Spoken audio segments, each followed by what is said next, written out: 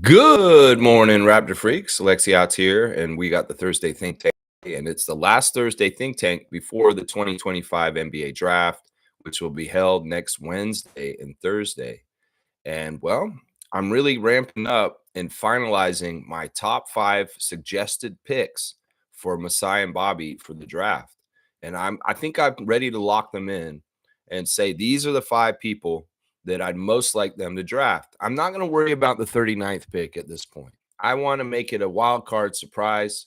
But in the 9th pick, I have 5 names that I'd like Bobby and Masai to target towards possibly getting one of them. Now, Bobby Webster did the Hello and Welcome podcast last Saturday, actually.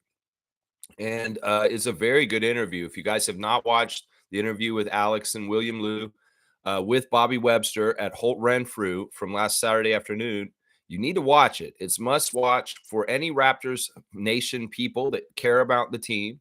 If you want to be knowledgeable about the Raptors, you have to watch this podcast because you're listening to Bobby Webster speak with his own words from his own mouth about the Raptors. And honestly, I wish more journalists down south would watch him so they could understand what the Raptors are doing better, because Masai and Bobby normally, when they're in interviews, they're very explicit and clear about their plans and what they're trying to do with the Raptors. I don't get why there's so much confusion all the time. I think it's just partly, no, I'm not listening. I'm not going to listen to what y'all are doing and just act like y'all don't know what you're doing and just cause confusion. I feel like that's half the energy of the United States media about the Raptors, is that they don't honestly put any energy into trying to pay attention. And if they do by accident pay attention and hear something, they're going to act like they didn't hear it with amnesia. It's just how it is. So today, I've changed my top 5 drastically, honestly. Sure, number 1 is still Common, Malawach. If Common falls to 9, just take the Duke center. There's no ifs, ands, or buts. Don't mess around with that. But the signs are that Common may even be a top 3 pick at this point. So falling to 9 may not be realistic. But I'll bet, I would say this. If Bobby Webster has a top 5 he wants to draft, that Common Malawach is on that top 5. I'll bet you money that he's one of those 5 guys that they have, because that's what Bobby said in this interview with William Liu and Alex Wong. He said that they've already got their 5 guys in mind. They have narrowed it down. And Bobby's very explicit in this interview about what the Raptors look for. We look for a good character, hard worker. Yeah. And a little bit of an X factor, a little chip on their shoulders. Yeah. He said Jamal Shedd's a great example of this. That's what I'm saying. You can pay attention to who the Raptors get, and there's a certain mold. There's a certain type of individual that the Raptors zero in on and say, yeah, this guy's a Raptor. That's when I say, looking around the league and people suggest trades and people come here all this time and say, no, man, green light, red light. Red light on this dude. This guy's not a Raptor. He doesn't have the Raptors characteristics. He's not a hard worker. He's not a good teammate. He's a toxic person. And Bobby let it be known yesterday that all these draft prospects have been coming to Toronto to work out for our team to see if we want to draft them. Well, they're watching them like a hawk. I was exactly right. I've been saying this for years, that Bobby Webster said for 48 hours when they have the draft prospects around them, they are watching them for everything. They've watched them when they don't think they're being watched.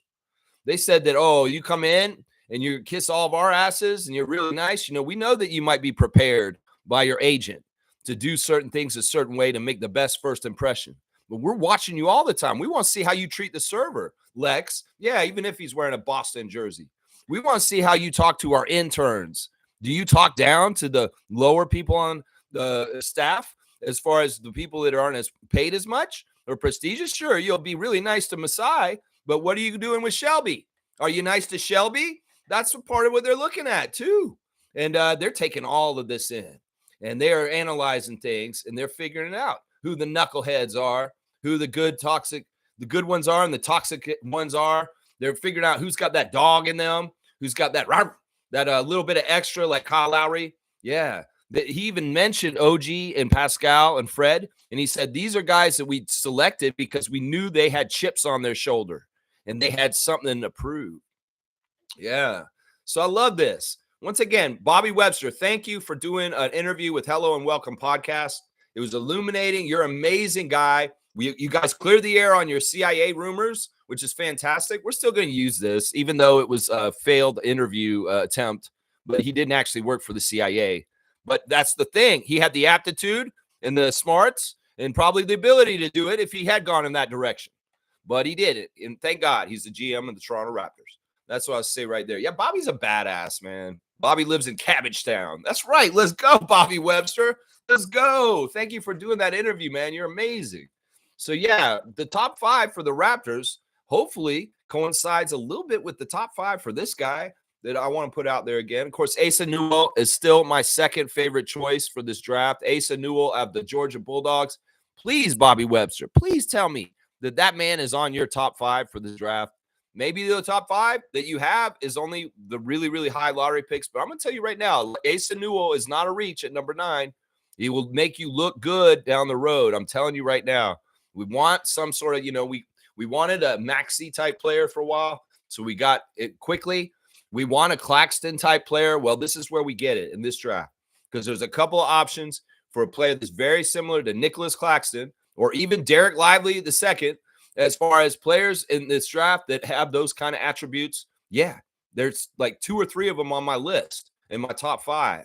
And one of them is the cover picture of this chat, Joan Beringer. Joan is a 18-year-old kid who's 6'11", who has an over 7-foot wingspan. He runs the floor, and he's very Claxton-esque. That's what I'm saying. Claxton-esque is what we're talking about here. We want somebody who's Claxton-esque. A guy who can play the 5 very well and defensively, but is also a floor runner. And if we can add a 3-point shot with this person along with it, that's fantastic. And Asa Newell, Joan Beringer, they both fit the put to the T. But you know what? Joan is not my number 3 choice at this point. I have switched it up once again. Joan, you are now my 4th favorite choice. And my 3rd favorite choice has changed overnight last night. It's Thomas Sorber. Yeah, guys, listen, I went and watched some more Thomas Sorber from Georgetown Hoyas. And there were some things that struck me. First of all, there's parallels to Thomas Sorber with OG Anunoby. And that is that he's hurt right now. OG was very hurt at the end of his Indiana University career. And his draft stock dropped. And that was part of what, Masai and Bobby noticed, that this kid's really, really good. But some people are sleeping on him because he's hurt right now. And there's no guarantees. Well, let's get Dr. Alex in there. Let's look at him and see what the medical's like. And, well, maybe this injury will clear up and OG will be a badass. Well, that's what I'm saying. Some ways, these are really good players to look for, players that are hurt at the end of their college career. Because sometimes they don't get looked at correctly and they don't get mocked right. I have seen Thomas Sorber, the range of 10th pick all the way to like 25th pick. But the thing about Thomas is that he has an NBA-ready body. He runs the floor extremely well. He's an extremely good shot blocker. And not only that, he has a very, very, very good passing ability already. And to me, those are really, really good positive things, those 3 things. That he's been hurt and his draft stock's been hurt for that he should be maybe a top 10 pick, that he has a multiple attack blocking defense where he will jump multiple times and he will stop people with multiple efforts to block their shot. And he's also good at blocking people from behind, from the side, every which way. He, in fact, is very Ibaka-esque to me, guys. In some ways, I see Thomas Sorber and I see our newest version of Serge Ibaka coming to our team if we draft him. Because he's very, very strong already. He's an enforcer. He has an NBA body already. And in some ways, he would not be that much of a project. He'd probably be able to play for us at a very high level within the first 2 years of his career. The other thing I love about him is he's unselfish. And I've seen him pass from outside in, from inside out, and even on his ass, falling out of bounds, he makes amazing passes to people. So he has a proclivity to connect with people and get the ball to the right places, and which is something that is really, really actually important if you're going to play for Coach Rajakovic. So I like those 3 things immensely. He has some really good post moves and he muscles and he plays with his size and his strength and he makes room for himself. He doesn't shy away from contact. And those are some of the things I really want in the player we draft, because this is a very talented big man draft. And it'd be a damn shame if the Raptors cannot make the 9th pick line up with a center, because there are some really, really good ones up there. And Thomas Sorber has become my 3rd best choice for this draft all of a sudden, overnight. Joan Beringer is 4th, and I have bumped Noah Esenge out. I bumped Carter Bryant out. I went and looked at Carter Bryant some more yesterday, and I was like, you know what, man, that guy he's an athlete, but he's still tethered to the ground in some ways, and I don't trust him. And also in some ways, I feel like Carter Bryant is being kind of like suggested to us by nefarious places that don't want good things for us. So I'm off on Carter Bryant at this point, because he's not a true center and he's not exactly what we're looking for. And same thing with Noah Esenge. I'm off on both of them. They both fell off my list in the last day. And well, my top 5 officially is, as of right now, Common Malawach, Asa Newell, Thomas Sorber, Joan Beringer, and Maxime Renaud. That's right. I bumped up Renaud into that. I know it's not realistic the Raptors will pick Maxime Renaud at number 9. It's a bit of a reach, but maybe it isn't. Maybe Bobby Webster went and talked to Renaud, and he's like, this kid is so smart, Masai. Honestly, you know, he's going to shoot so well from that position, and he's just this kind of player that, you know what, in some ways we could pick him at 9 and it won't look bad in like the years to come, because that's what it's all about, y'all. It's not about mock drafts and what idiots at Bleacher Report think, or dumbasses doing live drafts in front of us that don't know what the fuck they're talking about. No, this is about what the GMs of the league see, and some of them don't see things the same way. No, they don't.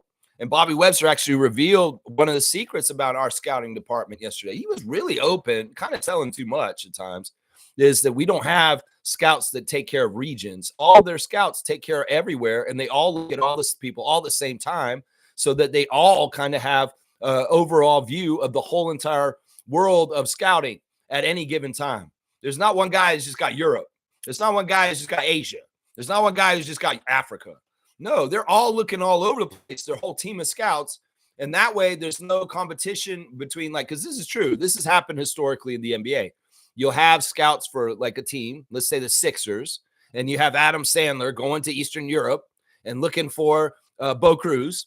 And, you know, he goes there and finds his one guy. And he's like, this is my one guy to make sure that I get my keep my job as a scout for the Sixers. I have to make sure that I sell him better than the other regions for the players that they discover, because that's part of the problem in the old NBA, is that, well, at least for some teams still in the NBA, is that they have regional scouts who champion their scout that they found the person, and they kind of like push them and they argue with each other within the team about who guy from which region's better. Well, it's smart. The Raptors have everybody looking everywhere, so they can kind of gauge how things look. And the example Bobby used in the interview was Trae Young in Oklahoma and Luka Doncic in Slovenia. And as far as like, you know, well, look, this is the difference. And if you had only one guy looking at Luka, you know, that's part of the problem with what some of these teams mess up on, is that they have specialized scouts for regions, and it messes things up. So it's smart that the Raptors have a team of scouts. They're very good. I'll bet you Bobby and Masai are number 1 and number 2. And they all watch the same people all together, and they all kind of come to their own opinions, seeing the whole realm of everything. The internet is fantastic for this kind of thing, that you can scout the whole entire world at this point without having to go everywhere geographically. So, yeah, it's very interesting what's going on here with the draft. Let's hear what y'all's opinions are. The phone lines are open for today's Think Tank show, the call-in show, and you can call me at any time during the show today and make your voice heard on the draft and the people that I'm talking about today, like Thomas Sorber and Joan Beringer and Maxime Renaud. These are my top 5 picks. I'm telling you at this time, I'm not even going to care about it. I had a bottom 5 for the 39th pick, which is still like Rasheer Fleming, Rocco Zakowski, Yannick Cohen, Niederhausen, and Ryan Kalkbrenner. But this is really just like backup plan centers at the second round pick. But I really feel like at that point, they should draft the most talented player that they think is available in the draft left then. I think that they should flip it this year. I think that they should go for positional need in the 9th pick and go get the best talent available at 39. And that is the way they should handle this draft. Because honestly, they could get a lottery pick. And this is what Bobby said. This is an important pick because it's a lottery pick. It's a ninth pick. And they haven't had many lottery picks in the era of Masai and Bobby because they're that good. We don't lose hardly ever. So we don't end up in the lottery. So lottery picks are Jakob Poeltl, Scotty Barnes, Grady Dick. That it's really just that handful. They haven't really drafted near the top of the draft hardly at all. And well, a ninth pick is going to be a pretty monumental guy. So we need to get a true center, a guy that will actually be able to play center for the Raptors in the years to come. That's right. None of this stuff, none like Koloko. Koloko was a second round flyer. And well, we predicted him. We actually had him on our top 5 suggested list for the Raptors. We had suggested Jonathan Mobo last year, and they picked Jonathan Mobo in the first pick of the second round. So we've been right with some of these suggestions for Bobby Masai to draft. Yeah, we've been right at times. So let's hear what y'all are saying in the chat. And if anybody wants to call me, the phone line is open. If you get access to the phone line from being a channel member in our Facebook group, our Discord server, or on this YouTube channel, the phone number is listed right now. Wait, did I put it up with the... Let me make sure I didn't put it up just the way I did. I think I might have put it up in the wrong way. Let me make sure. But yeah, also we have finals game 6 tonight, guys. And this is going to be a pretty important game tonight. They very much could finish this game up tonight. We'll have to see what happens. Let me just do something real quick, guys. Yeah, you know what? Screw it. We'll just leave it up there for now. That's fine. All right. Let's see what Trevor's saying this morning. Silence and smile are 2 powerful words. Smile is the way to solve many problems, and silence is the way to avoid many problems. Wow. I like that. Yeah, you know what? Listen, people are batshit crazy. Don't even talk to the ones that are crazy. Just smile and walk away. There's the word of wisdom, and silence is a good part to use in that too. Thank you, Trevor, for your words of wisdom, Commissioner Jay. Sorry for the technical problems the last couple of days. I'm really glad that I got it set up right this. Trevor's saying, great interview with Bobby. He told us a lot. He really does. I don't understand why the press, the fans, the U.S. media are confused about the Raptors. Bobby Webster and Masai Ujiri are very open and honest about what they're doing, to the point where they're not messing up proprietary knowledge of what they're doing. Yeah, it's crazy, man. It's interesting. Bobby was talking about how it's going to change because of NIL. And one of the things he said, and honestly, a lot of what Bobby said is like stuff that we echo here all the time. We're on top of things, and he understands the parity of the league. He understands that also the NIL is going to change things coming up soon, and that the draft classes will be weaker for a little while because guys are going to stay in school and earn that money. But one of the weird side effects that Bobby brought up that they're going to have to think about is, bringing in new players from the college is going to be totally different than ever before. Because before, kids didn't have no money. They're coming in and you have to do certain things to help young people come into the NBA and teach them things about money, about the life of being an NBA player. Well, in some ways, these players are going to be coming in with money already because they're going to come in millionaires already, like Cooper Flagg is this year. And there's a totally different way of wooing young players from college coming up. And it's going to be a little bit more extravaganza because, in some ways, these kids are going to be wealthy already. And it's going to be a totally different kind of game to kind of work with them. In some ways, I bet you this will mess up some of the bad apples before they even get the NBA. The instant money in college could actually weed some of them out early with bad behavior or bad stuff happening because the money messes them up. So it'd be interesting to see how the NIL shakes out over the time as far as its effect on players entering the NBA and, what NBA teams have to do to prepare to kind of interview them and see if they can get them interested in coming and play for them or be a draft pick for them. I'm reading this morning that Ace Bailey is not going to work out for the Sixers. It's crazy, man. This is so stupid. This guy is really not a smart person. I'm getting Ace Bailey. You know what I'm saying? I'm figuring that out right now. So yeah, I don't think he's gonna be a top 3 pick in the end, guys, because in some ways he's showing some of that stupid energy. Arias Bailey. Yeah. All right, let's keep going in the chat. Trevor's saying last dance for Indiana. They better bring it tonight. This is Man, this is the kind of day that Tyrese Halliburton in some ways was waiting for, but also dreading. Listen, man, this is like your reputation's on the line tonight, Tyrese. Your reputation is on the line. Forget about Siakam. Siakam's proved enough. He's gold. He's good. If he has he'll have a fine game either way. I know he's not going to get a bad game tonight. But you, man, you really need to show up and do things a certain way tonight, Tyrese. I mean, your team is fighting for survival, and the Thunder gunning for a championship tonight. And I don't know what's going to happen tonight. It'll be very interesting. We do have the refs real quick. The referees for tonight's finals game 6 is Zach Zarber is the crew chief. Zach is very much favoring the Oklahoma City Thunder. Tony Brothers will be a ref tonight. He is favoring the Oklahoma City Thunder.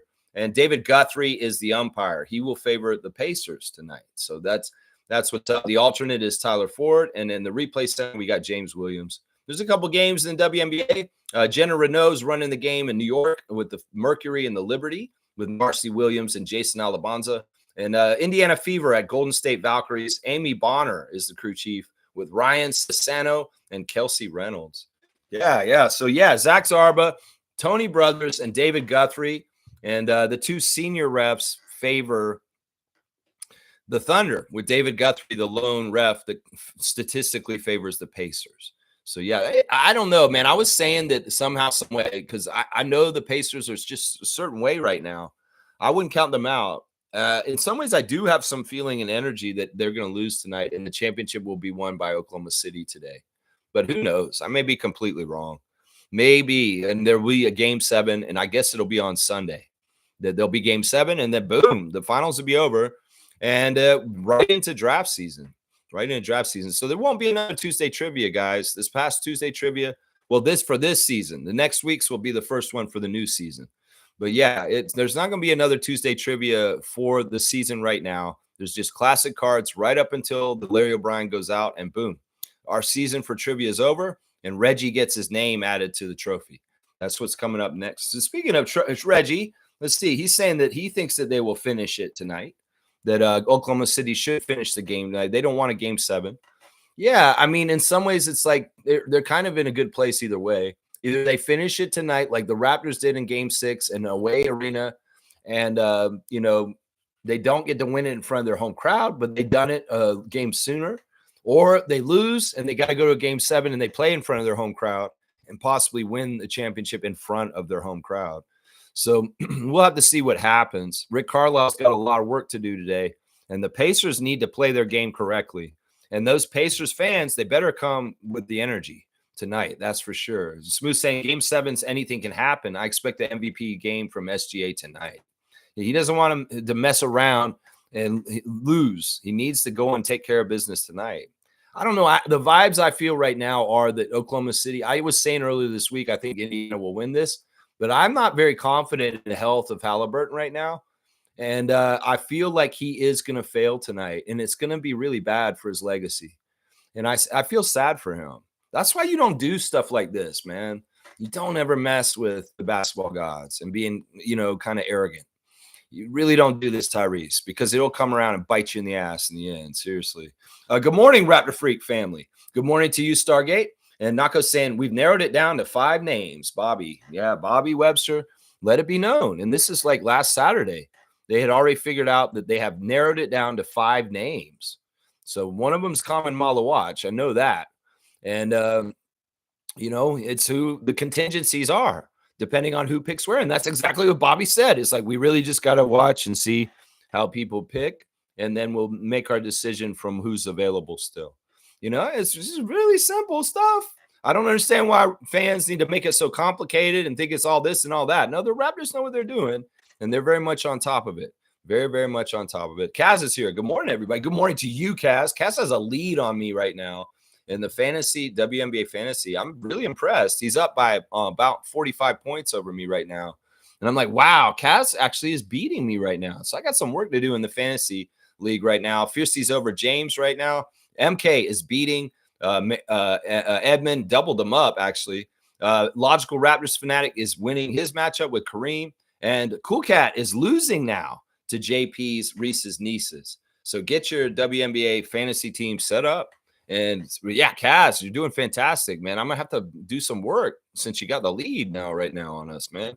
Yeah, let's go. G saying Bailey apparently canceled the Sixers workout and refusing to work out for certain teams.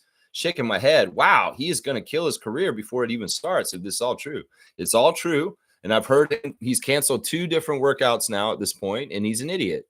He's an absolute idiot. And this is the kind of stuff that Bobby Webster's looking at people for when they come to the NBA. That's what I'm saying, man. You know what? There's so many good, talented players from around the world at this point, young basketball players. You got to be the whole package. You can't just coast on your talent. And honestly, if you think you're so good that you could just coast on your talent and still be an asshole and all that kind of stuff, there's very rare players that are like that. Very, very rare. Because honestly, the NBA and the machine of it will cut you out like that. There's been really talented players that never got a chance in the NBA. So it's not just about being a good player. It's about being a good person. And if you're not being a good person, well, you'll find the door very early in the NBA. Just because you can dunk, just because you can hit a jump shot, don't mean you're going to make the NBA. You got to be the right kind of character or person, especially with the Raptors. That's a whole other level. You could be a Charlotte Hornet and be a knucklehead, but you can't be a knucklehead and be a Toronto Raptor. That's for sure. That's right. That's right. There you go. Kaz is saying Bobby Messiah looking for players with DeRozan code. Exactly. I think that Bobby kind of did describe DeRozan code. DeRozan code's that chip on your shoulder. That's that never rest, always want to work. That character of treating people kindly and humbly, but also being a fierce competitor where you are taking it to people always and always striving and working hard to be better version of yourself every single day. And that is DeRozan code. And yeah, I think Bobby described it pretty good on that podcast from Holt Renfrew. That's right. Stargate saying if we go by Bobby's interview on what they look for in picking players to be on the Raptors, Derek Queen ain't it. Yeah. I mean, we can infer this right there. Yeah, I don't think Derek Queen's one of the 5. No, I don't think he is. He's not one of my 5. So he's probably not one of Bobby's 5. That's for sure. Yeah, Derek Queen ain't doing nothing, man. Smooth saying Ace wants a guarantee from the Sixers that he'll be picked by them. Wow. I don't know what to say.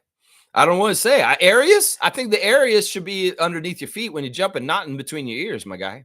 That's what I say to that. Wow. Very demanding. Well, who the hell do you think you are? Seriously, you went to Rutgers? What did y'all do in the postseason? All right, let's keep going. Seymour saying, I hope we get Newell. I do too. I like Newell a lot.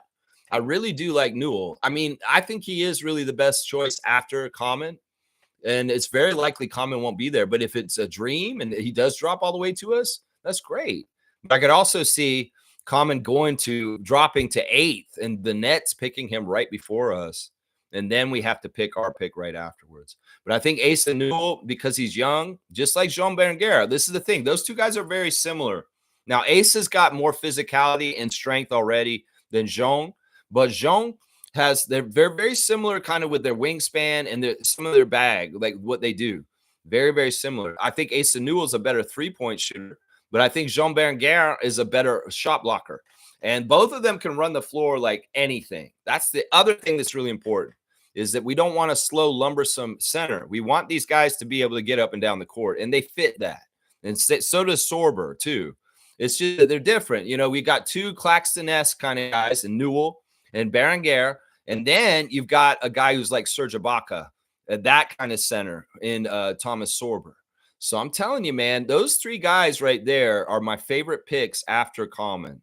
If we're not going to be able to get the kid from Sudan, Malawach. I think that those 3 guys are your best choices, Bobby. Seriously, Asa, Thomas Sorber, and Joan Beringer. Because seriously, Beringer is, once again, he's the most project of the 3. He is young, and he does need weight put on him. But if he gets some muscle on him, the frame, you can't go wrong with his frame. Seriously. He has one of the longest wingspans in this draft, and he's a true center. And these guys are all shot blocking machines. That's the thing. All 3 of these guys I'm talking about, along with Common, of course, are all shot blockers and rim protectors and actual defensive centers. And this is what we need to add, is we need somebody to come in after Jakob comes out and hold down the fort around the basket in the rim protection in the paint for the Raptors. And so let's not get it twisted. We're not looking for another shooter or a wing because we've got those guys on our team. We're not looking for necessarily a point guard at number 9, because it's like, look, Emmanuel and Shed are very promising. And let's not forget that we're using other positions at point guard on our team, like Scotty, RJ, and Jakob. So I'm just saying, and in some ways, the other thing I love about these guys is they all show a proclivity to be able to pass out of double teams and being able to get passes in different plays. They have a little bit of skill in passing, especially Sorber. Sorber is a fantastic passer, guys. But that's the thing. We don't want these guys to be selfish black holes. And I've seen them all be very smart with passing the ball around too. So, yeah. Let's see. Where are we here? Stargate saying those are my exact 5 centers too, Lex. For non-centers, I like Rasheer Fleming, Jeremiah Fears, and Kasparas. Yeah. I don't even want to look at that. I don't want to focus on that. If they pick somebody other than a center, I may be a little disappointed, but once again, I got to trust them because they know what they're doing with their job better than me. You know what I'm saying? So I'll trust them if they pick a non-center at number 9. But I'll be kind of disappointed. I'm not going to lie. I'll kind of be disappointed right now. Yeah, kind of be disappointed. All right, let me see. Where was I? That was Stargate that said that. Those are your exact 5 centers? Seriously? Yeah, I mean, Common, Asa, Thomas, Joan, and Maxim. Those are my 5 favorite centers in this draft. Those are my 5. I honed it down. I finally figured it out. Seymour saying Celtics sold for $6 billion last year, and the Lakers sold for $10 billion this season. Whereas the Knicks is worth more because the team owns the stadium. Interesting. What's our franchise value? We're worth $4 billion. $4 billion. Yeah, I'm pretty sure we were priced at $4 billion. The Knicks are worth the most because they are MSG, and it's the whole network, the arena, and the team that's all in the same package. So, yeah, they're probably worth the most out of the whole NBA. But yeah, these big prices are crazy, and some of these big, huge teams moving ownership, I don't totally like it. You know, in some ways, the Rodgers acquisition is part of what happened with us. Is Rodgers buying out Bell and becoming the primary owner? It's all signaling new ownerships all over the league in different places. And I wonder why they're getting into this. Maybe it's because of sports betting. Maybe it's because of the new TV deals and stuff like that that's coming up. I mean, the fact that Amazon's involved with our league as a broadcaster now, you know, I don't totally like what's in the tea leaves that I'm seeing here. And it's interesting that the Buss family is sold the Lakers. That is really weird, man. Dr. Jerry would not be happy with Jeannie right now. Seriously. I think that Jeannie Buss has been a bust as far as running the Lakers. She's done a horrible job. And I think Lakers fans understand that. And a lot of them are saying this after this. They're saying that you ruined the team because you let LeBron run the team into the ground. And I mean, I can't argue with these Lakers fans. I mean, they're accessing it from the inside, and I can see it from the outside. That y'all been spinning your wheels for the most part in the LeBron James Laker era. And it's sad. And it's honestly sad. In some ways, what happened there? We need a stunted growth on the toxicness of Lakers land in the last 8 years or so. It's really been toxic, man. Really, really been toxic. Let's see what else you guys are saying. Seymour saying, what if we get a center in the free agent pool? Any available? You know, that's less likely because I don't know why, but like it seems like, I mean, you know, I hate this knock, but it is hard for us to do things in free agency compared to other teams. It really is, because in some ways it's the free will of the player choosing. And if there's another team that's in the league that will pay them similar to us, but they have a better tax code. I know I'm playing in this whole trope. It's hard for us to compete with other teams. Like, let's take Steven Adams that just re-signed with the Rockets for another 3 years. You know, would we have been able to talk to Steven Adams and get him to come up here over the Rockets? Probably not. So free agency is the player's choice. And I hate to say it, and I don't want to put our team down, but it is really hard for us to entice free agents sometimes in this kind of way. That's why when we get a guy like Jakob, who's so loyal to Toronto, Raptors fans start being loyal to him. Because honestly, he could have easily told us to F off, especially after trading him for Kawhi.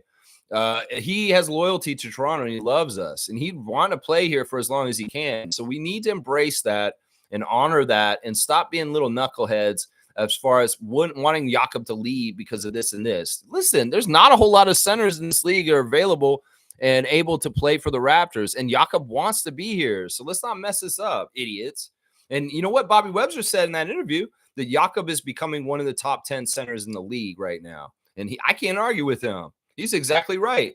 If you really look at what Jakob Poeltl did last year, he is one of the top 10 centers in the league. So I don't understand why Raptors fans don't like him just because he doesn't shoot threes. Y'all are idiots. You're absolute idiots. Seriously, real idiots. All right, let's keep going.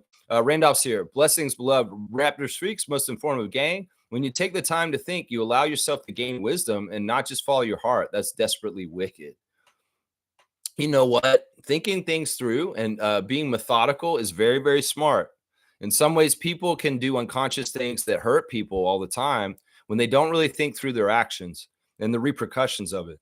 And sometimes it's important to get out of your own head and kind of think about it from other people's perspectives. Big corporations that want to build a big company, factory on the side of the road out in the country, you're destroying the ecosystem. You're destroying animals. You're destroying the water supply for people near you. And you're only thinking about your own damn self, and it's selfish. So, yeah, think about others. Think about your ramifications. Think about what you would be bringing and causing with chaos if you do what you're going to do. And I'm just talking about corporation, but in your own life, you could do actions that could have irreparable harm to people around you if you're not smart about things. So it is always smart to think things through and take some time and not react in the moment, especially in moments where you could get in trouble, big trouble. Thank you, Randolph, for your words of wisdom and blessings to the Phillips family, all the Raptor Freak families. That's right. And there's Kaloy. Morning, Lex, Raptor Freak family. Good morning to you, Kaloy. And Fiercely saying, good morning, fam, and happy Thursday. Happy Thursday to you, MJ. Happy Thursday to Fiercely Jr. Kaloy saying, Bobby says they're looking for three things: hardworking, great attitude, and mental toughness. That's right. That's right. That's why Chris Boucher said, if you're a Raptor, you are a bona fide person, because they don't even let people in here that are not. If you become a Raptor, if you get the Raptors red jersey on your back, that means you're a good person in a couple different ways, because we sussed you out and you wouldn't even be here if you weren't. That's right. That's exactly right. Excuse me. Seymour saying, top of the day to y'all. Top of the day, top of the morning, and the phone lines are open. Anybody can call, just so y'all know. Seymour saying Ace Bailey wants to be a net and stay in the New York region. Well, he has to fall a lot to get to the Nets. Boy, he really has to make himself look bad if he wants to get to the Nets at 8. That's crazy. You're an idiot, Ace Bailey. You are an idiot. You really want to stay around Rutgers, and that's the whole thing you're going to base this on? You're going to lose money just to stay around Rutgers? Man, really dumb guy. Really dumb guy. Yeah, that guy's not on the list for Bobby and Masai. That's not one of the 5. No, he's not. I can tell you for sure. Ace Bailey is not one of the 5 picks that Bobby has that he's looking at for the draft. I love that he's so narrowed it down. He's like, these are surefire hits, Masai. These are Bobby's top 5 hits. Yeah, they look good. They're thumping and bumping. Man, he had some stories, all kinds of crazy stories. He talked about in detail the Kawhi trade. And it's true. When he had to call Kawhi, he had to talk to Uncle Dennis first. Isn't that crazy? He totally brought up Uncle Dennis like 3 times when they were talking about Kawhi Leonard in that interview. Yeah, Uncle Dennis. I got to call Uncle Dennis's phone and to talk to Kawhi. It's crazy, man. The Uncle Dennis stuff is not blown out of proportion. It's absolutely true shit, man. I'm telling you right now. That dude, oh my gosh, man. All right, let's keep going. Kaloy saying Jerry Buss bought the Lakers at $67 million and his daughter sold it at $10 billion. I guess that's a big turnaround, I guess. I mean, he bought that at when? In like the early 80s, man. He bought that at that price in the early 80s. I mean, I guess that's a profit. That's a huge profit. I mean, it is true. Sports are very lucrative. I'm telling you right now. That's why people buy into sports. Big time sports franchises make money. And they can be very much cash cows for people. Very much. And the valuations go up. Seymour saying Philly ain't far, but it ain't New York. Yeah, I don't understand why he would just go. Why don't you just go to the Sixers, bro? It's across the river from Rutgers.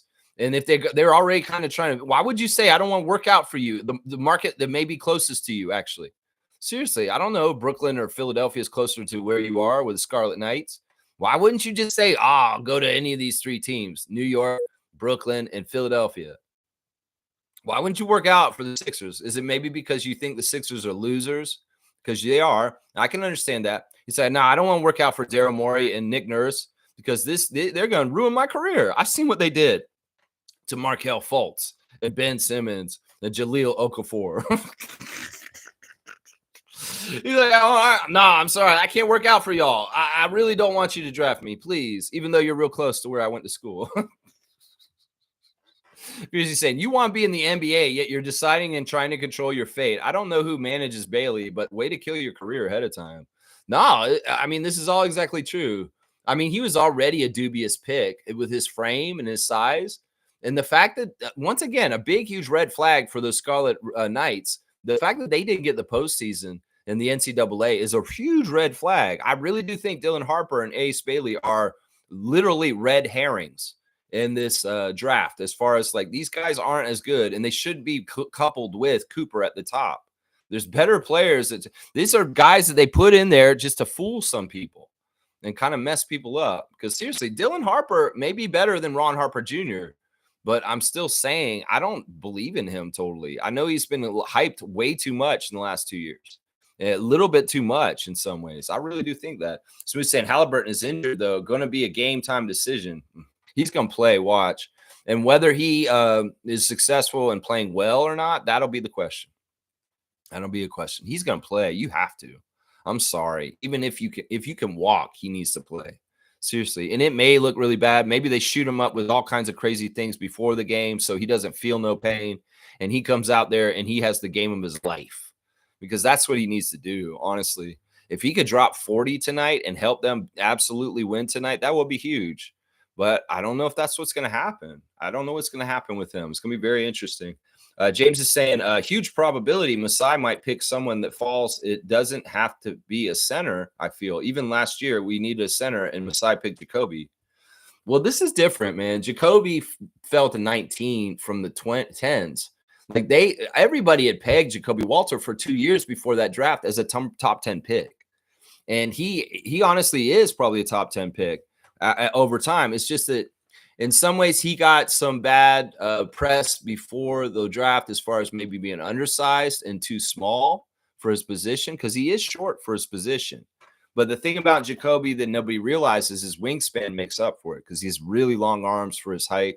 And he has a certain kind of defensive kind of things and stuff like that. No, Jacoby has the three things that Bobby described in the Hello and Welcome podcast. It's just that they were delighted that he fell to 19, and they just had to snatch him there. They may have wanted to pick a center last year, but honestly, there weren't good centers in the draft last year, if you really think about it. After Zach and maybe Klingon at the beginning, there really weren't that. I mean, Kellel Ware, he went just before that. There wasn't really a good center at that point for us then, but so it made sense. But this is what I'm trying to say, James. There's a lot of good centers in this draft near the top. And I think that they should seriously do the positional need. I don't care because honestly, a lot of these young players, even if they're really athletically talented or they look really good, they don't translate totally.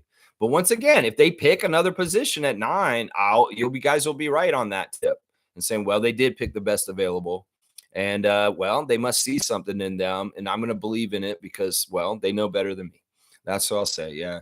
Kaloy saying, Bailey already acting like a spoiled kid. Yeah, it's not a good look. This is really a bad time for people to show their ass. Derek Queen and Ace Bailey. Really a bad time. The draft is in less than a week, you idiots. Let's see. James is saying, but we really need a backup center 100%. We do. And we'll get that. We're going to get that one way or another. I really do feel like we'll get it one way or another. I hope that it's not through free agency. It's just like it's kind of a retread center that's not that exciting. I mean, the least I would accept is Orlando Robinson returning or something like that. Like, what if that's our backup plan? We do not draft a center at all. And somehow, some way, Orlando Robinson's back on our team next year. I might be okay with that. That may be the very least that I'm okay with, Bobby and Masai. But we'd like to upgrade there from last year instead of have O-Rob come back or something like that. Colin Castleton's another prospect we need to talk about in this whole thing also that may help us with this also. But I think depth is important. We need multiple guys. And that's why I think getting the center, just like Masai said at the end of the season, is a priority. That's right. Yeah. Let's see. Inako's saying common fears. Jaconis Queen, sorry, and probably Asa are who I think are the names for that's who you think the names are? No, you're wrong, Nako. Queen's not on that list, bro. I'll tell you right now, Queen is not on that list. There's no way. I think we understand Bobby and Messiah a little bit better than most fans because of how in depth we're watching everything. And Queen's not on that list, man. I can tell you without a doubt, Queen's not on that list. Stargate has said that on the Discord a little while ago, and I absolutely agree with them. I think that Bobby, like we just said, like, look, they're watching these guys like hawks, Gerald. Did you watch this interview? Bobby said we pay attention to them so closely when they come up for pre-draft. Some cases we get 48 hours with them. This is what Bobby said. And we watch them on everything. We're watching them when they're in the elevator going from place to place. We watch them in every little detail, what they do and how they treat people and how they act. And if they are showing any negative toxic behaviors or aspects of their personality, they are absolutely sussing them out like we thought. And well, I mean, we can suss out Derek Queen without being around him in private because he said things publicly that are knuckleheadedness. So I can tell you without a doubt, you're saying sorry to me. No, I'm sorry. You are absolutely wrong. If you think Derek Queen's on that list, I hope that Ace is on there. I know Common is. I know Common is. Those other two guys, I'm not totally sure. I'm not totally sure. Now, there is a name that they brought in the last day to work out, guys. And Igor Demin has been in Toronto this week, guys. Igor Demin came in and got added to the list of workouts for the Raptors at OVO Center. So I don't know if that means anything, guys. That may mean besides Yaskonis and the other guys you just listed, like Fears, that actually it's Igor that the Raptors are looking at to a degree. And now let me get the list. Monique has been really good about posting the list on the Facebook chat. It's expanded. TJ Bamba of Oregon, Johnny Broom of Auburn, Lamont Butler of Kentucky, LJ Cryer of Houston, Dane Dejean of Memphis, Igor Demin, BYU, RJ Felton, East Carolina, DeJuan Harris Jr. of Kansas, Chucky Hepburn of Louisville, Ryan Nebhard of Gonzaga, Clifford Omarui of Alabama. I think he's related. Maybe he's related to Eugene. I'm not sure. Tahad Pettiford of Auburn, Jace Richardson of Michigan State, Aaron Scott of St. John's, Alex Tui of the Cindy Kings, Trey Townsend of Arizona, Nolan Trayor of France. So they did get the kid Nolan from France, who's a point guard. I don't like him as much. Jameer Watkins, FSU, and Hanson Yang has come into Toronto to work out for the Raptors also out of China. So Bobby said in the interview, they're bringing in like 60 people. So that's a pretty good list right there. I don't know how many people that was. It's like 1, 2, 3, 4, 5, 6, 7, 8, 9, 10, 11, 12, 13, 14, 15, 16, 17, 18, 19, 20. That's a list of 20 of their people that they brought in and worked out already. So, yeah, Igor Demin's on there, and so is Nolan Trayor and Hanson Yang. Yeah, they all came in here, yeah. Let's see. Blackhawks saying this. Actually, Ace might be right because Sixers is not right fit. However, he is effing up his money. First rule in business is get the money, then sort out the business. Yeah, you can always just get dysfunctional in Philadelphia and leave. All these draft picks have done this. Listen, don't worry. Markelle Fultz found his way out of there, bro. Don't worry. You can find your way out of there. Like Blackhawks saying, get the money and then, disrupt things and then get out of there. Ben Simmons style, bro. Do it Ben Simmons style. Kaloy saying, sending my energy to Pascal. Get that game 7. Yeah, it'd be awesome. That'd be a dream if we had a game tonight and maybe Halliburton is not effective. But all of a sudden, we see Pascal and our two other Canadian guys on that team, Benedict and Andrew, step up big time and carry the Pacers to a victory to earn a game 7 against the Thunder in Oklahoma City. That'd be fantastic, man. That would be fantastic. We'll have to see what happens tonight. Finals game 6. And, of course, after the game, I'll be filming with To The Point, another collaborative reaction to the show, to the game, and you'll see it tomorrow morning. You'll have it out. But great work by the producer, Arturas, who's in Lithuania, our big man in Lithuania, taking care of the producing overnight while we're sleeping because he's on another time zone. But it's been a lot of fun doing the collaborations with Brian, and I hope you guys will check it out tomorrow morning. After the game, we'll have the post-game reaction. That's right. That's right. Let's go. Let's go. Smooth saying Thomas Bryant might be a good option for the Raps as a backup five. Yeah, I like Thomas Bryant. I know some of y'all have been dissing him in this playoff, saying he's not playing good defense and all this kind of stuff. But the man has good work ethic. He's the kind of guy that the Raptors would probably have a green light on saying, yeah, he can come here. Part of it is we've seen him at Rico runs for many years now in the summer, and he's always busting his ass at the Rico runs. And, to get to the point where he's in the league, because he was on the Wizards before and early in his career, and he languished and kind of in a really bad place. But think about it. He had the success of being on the champion Nuggets, and now he's in the finals again with the Pacers. So there's a lot of good experience in Thomas Bryant. And he's a player I wouldn't mind being on the Raptors, but I don't know if the thing is, I mean, I'd prefer to have Chris Boucher in some ways over Thomas Bryant. I know they're totally different positions in some ways, but in some ways there are similar kind of role on the team, is what I'm saying. Yeah, backup five, maybe. I mean, if we got Thomas Bryant, I would be upset. But also, I think that in some ways, if he's done really good things for the Pacers, they might try and keep him in the fold. That's the thing. The Pacers are going to try and keep as many of their guys from this year in the fold because they have been super successful this year, whether they win or not tonight. So let's see. Fiercey saying the Lakers being sold, I don't really care. I don't either. I'm just curious of the upcoming decisions for the playoffs. Hallie does need to step up, but I have OKC winning. Yeah, it could very well be. SGA is going to be declared finals MVP tonight, and they're going to win the Larry O'Brien Oklahoma City Thunder, the first ever championship for the Thunder. Yeah, forget that Sonics championship. Y'all are going to have to give it up anyway.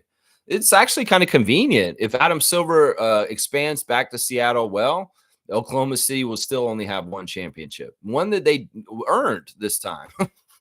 One that they earned. Trevor J saying that first quarter tonight's game, you can tell who's going to win. He's not that wrong. He's not. You can usually tell sometimes early in the game the energy, but that's not always true, especially with Indiana and the way they were able to steal games at the end sometimes. Like in the first game of the series, we thought Oklahoma City was going to win in the first quarter, but no, the Pacers came back and won it. But you know what, Trevor? I'm going to agree with you to an extent on this because we're going to see how Halliburton is in the first quarter, and that may very much tell us who's going to win right there. Nako saying, I don't think there's a way to Kessler, but I like Kessler. 108 to 102 for Oklahoma City. So you think it's a 6-point win for the Thunder. You like Walker Kessler? Yeah, he's a little expensive, and I don't think we can fit him in. That's why we need to get our own draft prospect and do it through the draft because we get him on the cheap. Kessler's had a couple years in the league, and his value is known now, and in some ways it's inflated. And, we don't want to spend high money on this. That's not our attributes. Our attributes are get them cheap because we get them through the draft and we have them on rookie contracts. And paying for high-priced, over-bloated contracts because they're free agents and they're quick fixes, that's not what we do up here in Toronto. So that's why it's not likely. Seymour saying, Home God and SGA will hoist the trophy tonight. Screen Door and SGA. Let's go. Let's go, SGA, Lou Dort, Jalen Williams, and Alex Caruso, Elmer Fudd. Yeah, it's going to be interesting to see what happens tonight. I'm still rooting for you, Indiana. I want y'all to win. I want 7 games, but we'll have to see what happens realistically. There's a good chance the Thunder will win tonight. That's right. There is a good chance. Kaloy saying Pascal will get the Pacers to Game 7. I hope so. I hope he gets them to Game 7, and then he dominates Game 7 and he wins, and he's the Finals MVP. That's what I wish. That's my favorite outcome for this whole thing. Blackhawks saying Thomas Bryant or Carter Bryant because the Thomas Bryant on Pacers is weak on defense. Thomas Sorber looks interesting. He really does make me think of Serge. Like he has that straight arm block that's just like Serge's, and it's so powerful, and he sends it somewhere. And he's a very determined defensive player. And like I said, the only reason why his stock has dropped is because he's been hurt in his senior year. And people are kind of forgetting about him. And maybe some people are wanting people to forget about him so they can steal him in the mid-first round for a really good bargain. He's a true center. In some ways, he's the modern age center because he is kind of the frame of Serge. But we know that Serge could play center, and there was no problems with that. And like I said, the really added bonus with Thomas Sorber is his court awareness is really high level, and he's able to pass out and get his teammates involved. That is something that's absolutely essential if you're going to play for Darko. That's what I'm realizing. So when I'm scouting these guys, I am looking for their proclivity to pass out and if they're black holes or not. And a lot of these guys know when to pass out when they're getting too trapped or double teamed. So this is a really good attribute, and that's why I like Sorber. You guys, if you haven't watched much Sorber, watch him today, and maybe you'll see what I'm talking about with the little bit of Ibaka-esque kind of stuff that I'm seeing in there. He runs the floor really well too, and he's physical. He's got a good, strong body already, and he'll be able to bang with the NBA size guys already. Let's see. Smooth saying, I only remember Allen Iverson being like ace, and he made it. Yeah, Allen Iverson's a special case. Listen, you can't be this arrogant ass unless you're a very, very special case. And I would even argue that Allen Iverson, he didn't fulfill his full potential partly because he was like that. Seriously. Allen Iverson was a great individual player, but a horrible team player. And he never won anything, did he? No, he didn't. And that's what I'm saying. In some ways, like, look, and LeBron kind of hinted at this recently. It's not players that win championships, it's teams. And you could be the most talented player in the world, but you get in the way of your own success because you're like that. And Allen Iverson's a good example of this. Allen came as he was advertised, and he did blow up the league, and he was a fantastic icon in the NBA's history, but he was a selfish player, and he played for himself in a lot of ways, and it didn't help his team to win overall. And you know what? He had that braggadocio and those demands, and he fit it because he had that kind of power. But let's not get it twisted. How many other young players have come in the league acting like that, and they found themselves the door really quick? We don't hear about them because in some ways we're not supposed to because they were failures. So I'm just saying, Ace Bailey, you can walk that line. I don't think you're an Allen Iverson, bro. I don't think you're an Allen Iverson. You can walk that line. That's right. Seymour's saying it's only players from the States that complain about what team or city they instead of appreciating the opportunity. Yes. Yes. I mean, this may be a byproduct of the pampering of prep stars from being a young child. In some ways, they're not humble. In some ways, they're got people that are yes people around them that just kiss their ass like crazy because they want to be a part of their life and their entourage. And I want to be your agent. I want to be your accountant. So your shit don't smell. I love you. You're so good. They're not really reality checks. Sometimes the family members are the best people for the player because they can tell them their bad stuff without getting slapped in the face. It's a problem when players have too many yes people around them that just tell them their shit don't stink and they're just amazing. You're the most amazing person in the world. It's a real problem. So it's important for people to have family members that kind of keep their reality in check and ego in check. But not every player has this. They really don't. So this is part of it right here. This is part of it right here is what I'm talking about. They gotta appreciate the opportunity. And beggars can't be choosers. And people that act like Steve Francis, you're idiots. You really are. Steve Francis, you had an amazing golden opportunity to go to Vancouver and be the Vince Carter of Vancouver, but you totally fumbled that ball, bro. And now nobody remembers you. Nobody gives a shit about you, Stevie Franchise. Seriously, when do we ever talk about Steve Francis? We could have been talking about you to this day like Vince Carter gets talked about. He's in the Hall of Fame. You'll never be in the Hall of Fame. If you had gone the hard route to Vancouver and not demanded to be not going to Vancouver, your whole career could have been totally different, Steve Francis. And you're an idiot. You destroyed a franchise, and in some ways, you byproduct destroyed your own career because of those demands. I'm telling you, if you had gone there and you had made the Grizzlies successful and done certain things, you would be a legend. But alas, you didn't want the hard route. You wanted the easy route, and this is what you get. This is what you get. That's what I'm saying right this. You guys can't do this, man. Wayne saying, morning, Raptor Freaks. Good morning, Sergeant Wayne. I thought more about what you said yesterday, and I want you to be our sergeant at arms for real. Wayne, I want you to kind of bang that gavel sometimes because your sense of what is necessary and what isn't, I may need you to be ordering the court and saying, no, Milbester, none of this baseball talk. Hello, too much trade talk right now. This is not what we do on the RFF. Sergeant at Arms is your title. And in some ways, I would love for you to maybe regulate the chat in some ways. I don't want you to do it in a toxic, abusive way, maybe a warning way. Maybe you get in there and you slide a little comment in there saying, well, maybe this is just a little bit too WBC talk, Milbester. Maybe this is just a little bit too much off topic for this channel. And you know what? The trade talk is fine for a little bit, but let's not over abuse having too much trade talk in this space, because I do feel like we do value having a trade talk free space here. And I feel like you have the right kind of understanding of what is right to talk about and what isn't. So I would like to ask you to take this position in the Sergeant at Arms as far as maybe giving a little bit of warnings to people and maybe do it in a polite way. Say, warning on, say it to Milbester and say, warning on the baseball talk, Milbester. That's just a good example right there. But you know what I'm talking about, Wayne, and your sensibility about this seems pretty fair on this. So I'd like to ask you to do that. He's saying, I'm expecting the Pacers to fight off OKC. Tonight's game is on Rick Carlisle's strategy and use of his roster at opportune times during the game. Lots of timeouts tonight. The really big thing tonight is two things. The fans need to come correct once again, like they did in the other games. And they really need to cheer loud and give energy to the team on defense. When the Pacers have played really high-level defense, they've been successful. And the other thing is the Pacers cannot let the Thunder get them out of their offensive game. That has been a huge problem in the last game, is that the Thunder really rattled the Pacers out of what they do so well on offense, and they absolutely were ineffective for that. And they can't afford to do that. For the 48 minutes, all four quarters, the Pacers have to be locked in and playing at a high level, connecting with each other the way that they have done all season that's been successful.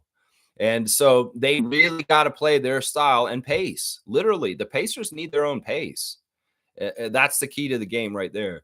And if the Thunder can dog them and mess them up with the torture chamber and Caruso, there may be some problems here. And that may be the problem. But the Indiana fans can help them a lot tonight. So these are the keys to the game to me as far as things. They got to be themselves. The Pacers have to be themselves. If they aren't themselves, they're in trouble. And if they don't have Halliburton effectively, they're going to really need the rest of the team to step up and be the Pacers the way they're supposed to be.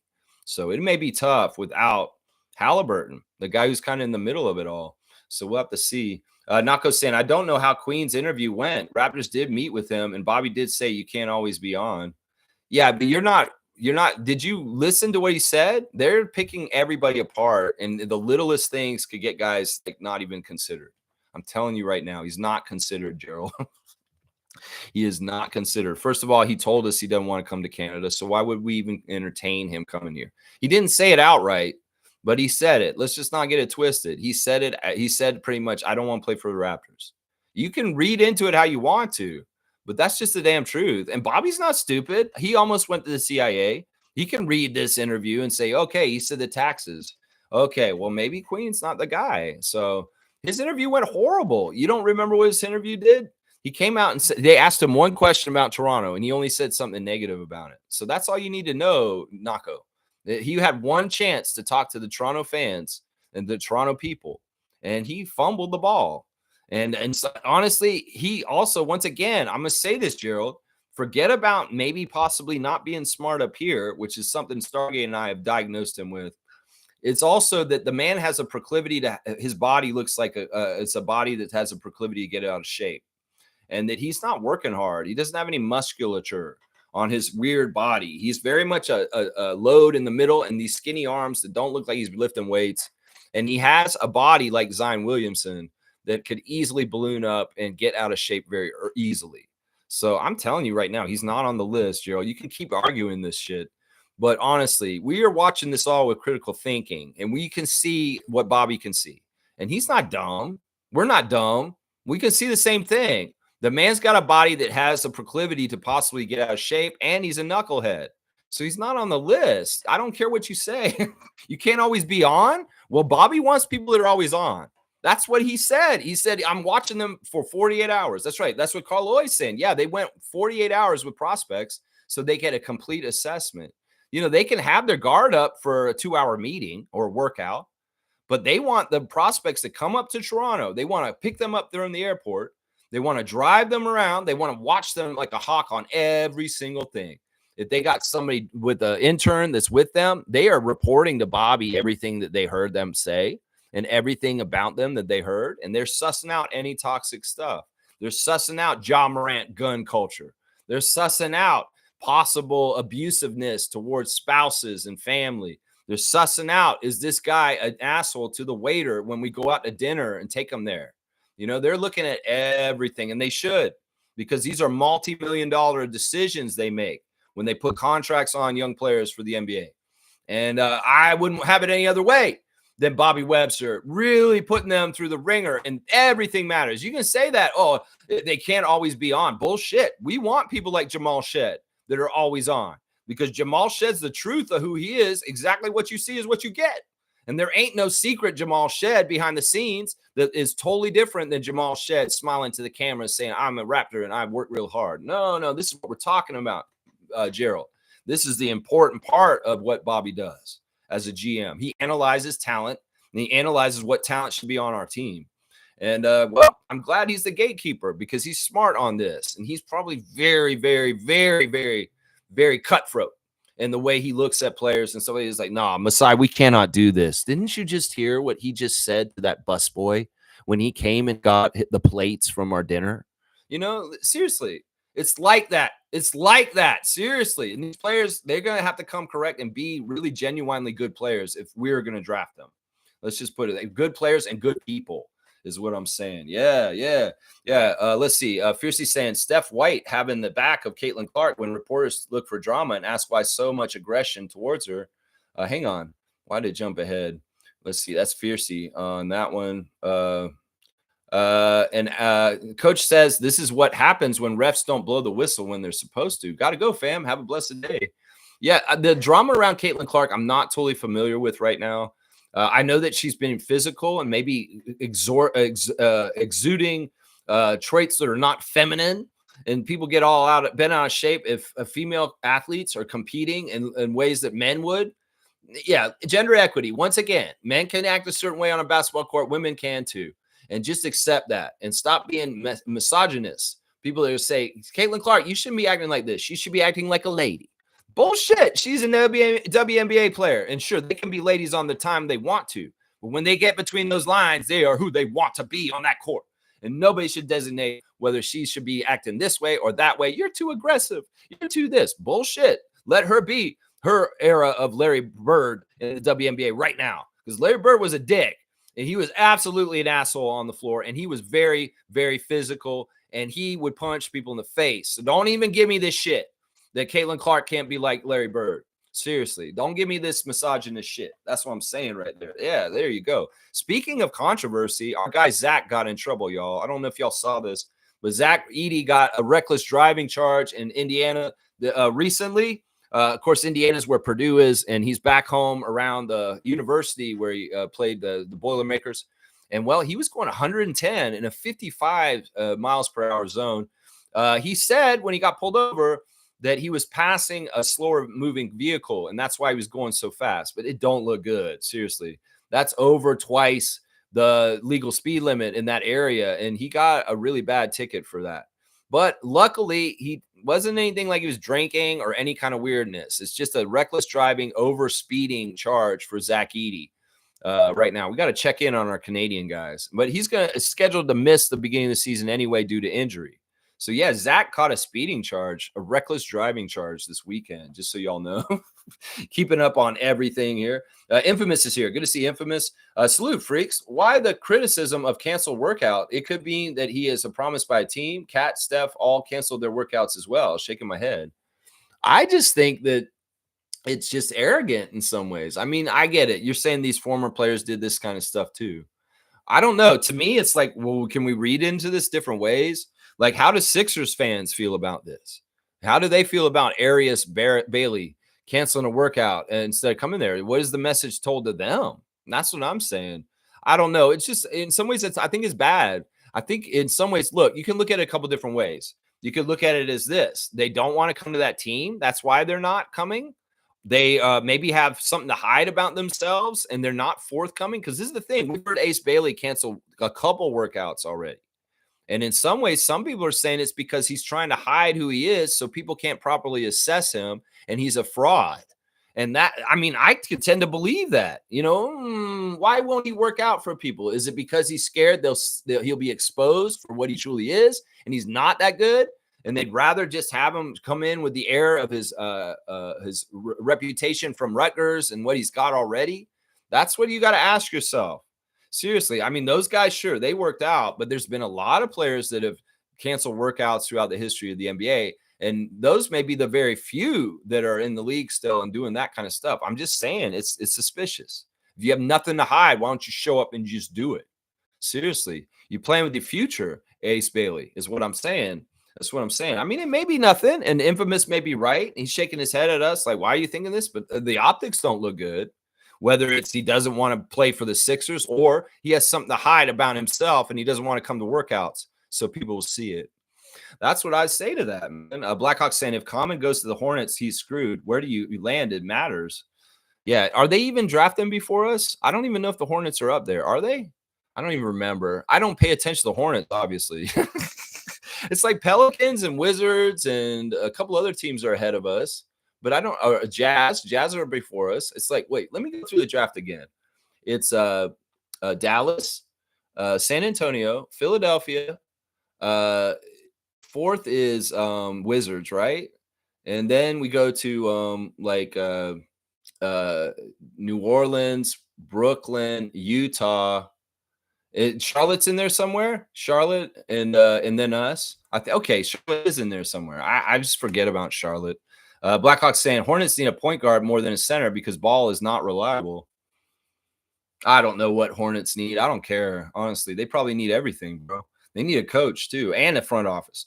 Let's see. Nako saying Steph Curry doesn't think he'd be the player he is today if it wasn't for taking a less prestigious school. He wouldn't be the player he is. Ace could be onto something. What? Because he went to Davidson?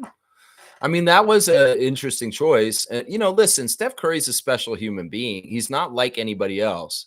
You guys need to realize this. First of all, he's the son of a former player, and he had everything set up for him, just like Gary Trent Jr., just like Scottie Pippen Jr., just like all these juniors.